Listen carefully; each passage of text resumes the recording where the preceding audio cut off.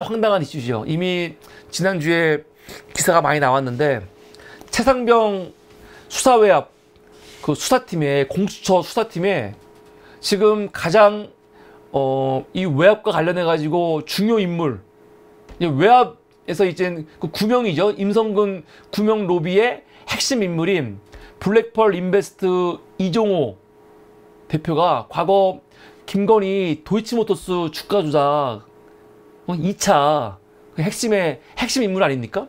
근데 그 사람의 변호사였던 사람이 지금 공수처 수사팀에 무려 2명이 지금 들어와 있다는 거 아닙니까? 무려 2명이. 와. 이미 7월 9일날 보도됐지만 이게 지금 지난주 일주일 내내 일주일이 뭡니까? 7월 9일부터 지금까지 계속 모든 언론에 가장 중요한 이슈가 되어 있죠. 뭐냐면 이종호 씨의 녹취. 공익제보자 한 변호사와 이종호 씨가 주고받은 대화. 그 대화를 통해서 어떤 일이 있었어요? 임성근을 구명하기 위해서 지가 VIP한테 얘기하겠다. 이러면 막 나와버리잖아. 근데 그 이종호 씨가 누굽니까? 이종호 씨가 김건희 도이치모터스 그냥 공범이 아니고 주범이죠. 주범 진짜로. 김건희하고 예전부터 김건희 결혼하기 전부터 알던 사이라는 거 아니야.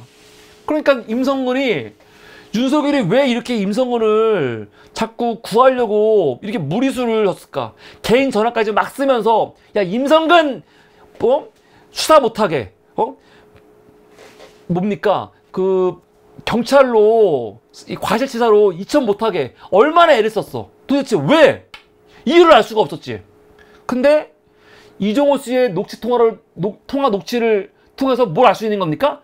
아, 이종호가 김건희한테 로비를 했고 김건희가 윤석열에게 지시를 한 게 아닌가. 그렇게 연결고리가 생기는 거 아닙니까? 그래서 이 통화가 굉장히 중요한 거 아닙니까?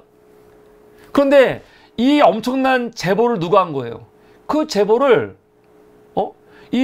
이종호 씨가 최근에 알았지만 굉장히 아끼는 걸로 보이는 한 변호사가 공수처에 공익제보를 한 거예요. 물론 지금 이 변호사가 누군지 거의 다 알려져 있죠. 공익제보를 한 거야. 공익제보를.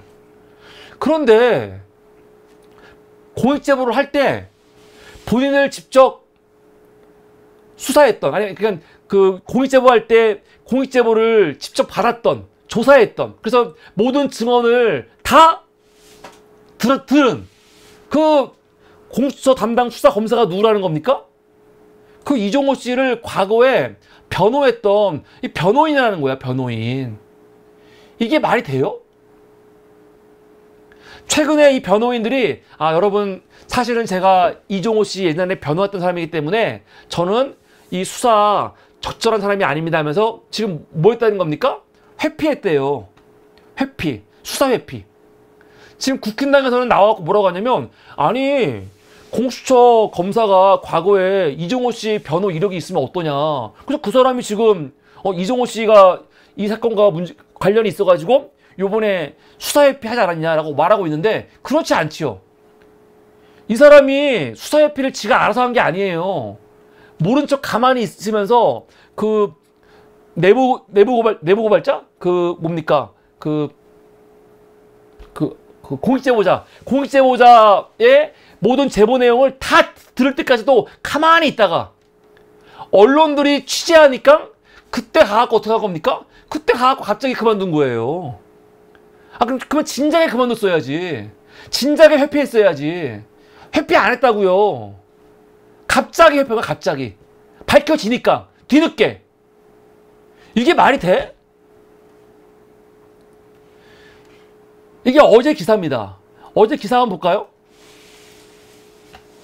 공수처 그 관련돼서 이 최상병 사건 관련해가지고 담당 검사가 과거 이종호 대표의 변호사였던 점이 드러났다.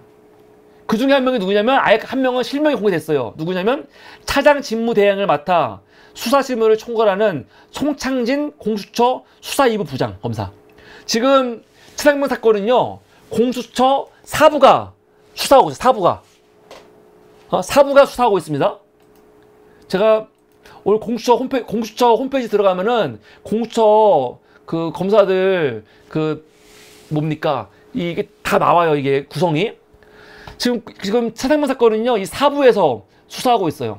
그러면 2부에 송창진이 있는 건 문제가 안 돼요. 아니, 이종호 변호사 하실 수도 있지. 근데 문제는 뭐냐?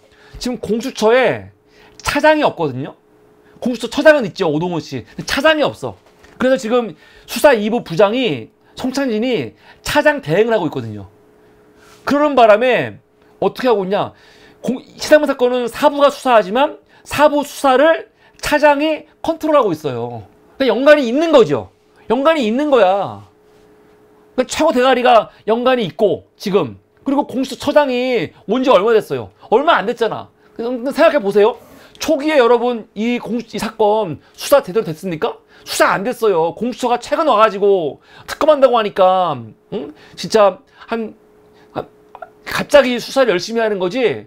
이 차장명 사건 처음 나왔을 때 공수처로 넘어갔을 때 수사 안 했어요. 한참을. 근데 그때 차장이 누구냐? 송창진. 그리고 이 수사 사부 중에 누군지 모르겠는데 한 명이 또 그 담당 검사라는 거 아닙니까? 그럼 보면 차장 직무대행을 맡아 수사심을 총괄하는 송창진 공수처 수사 2부 부장검사도 포함되어 있다는 거죠. 그러니까 박정훈 해병대 수사단장의 변호인단이 수사 공정하게 진행될지 우려스럽다 얘기했다는 거 아닙니까? 그런데 기사를 보면 뭐라고 하냐?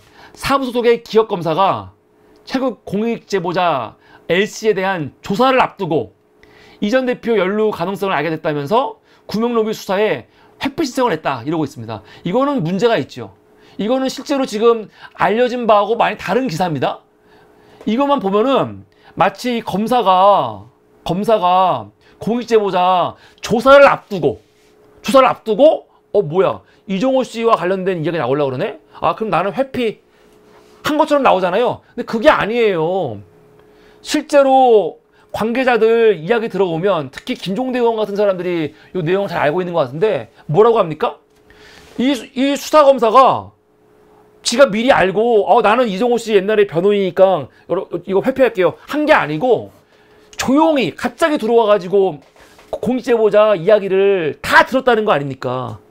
이미 진짜 중요한 거야. 아직 공개되지 않은 우리는 지금 언론 통해서 나오고 있는 정말 작은 내용들만 알고 있지 사실 공수처에서 알고 있는 정말 중요한 것들 앞으로 수사를 위해서 공개하지 않은 중요한 내용들이 있단 말이에요. 진술이 있어. 근데 그런 진술들이 이미 다 확보를 했어. 이 사람들이 이 검사들이 이종호 변호사 출신 새끼들이 다 확보했다고. 그래 놓고 지금 와갖고 이거 취재가 들어가니까 갑자기 회피한 거거든요. 이미 늦은 회피지. 이미 공익제보자의 모든 진술을 다 확보를 한 상태거든요. 이게 그게 넘어갈 수 있는 문제인가? 이 검사가요, 이 조사 내용을 빼돌리거나 아니면 어디다 유출할 수 있을 수 있기 때문에 이거 철저하게 감시해야 됩니다. 철저하게 감시하고 경고해야 돼요. 너 진술 확보한 거 혹시 이종호 측에 조금이라도 흘러가면은 너는 진짜 너는 진짜 안 된다. 위험하다. 응? 이거 분명하게 제재를 해야 됩니다. 어떻게 이럴 수가 있지?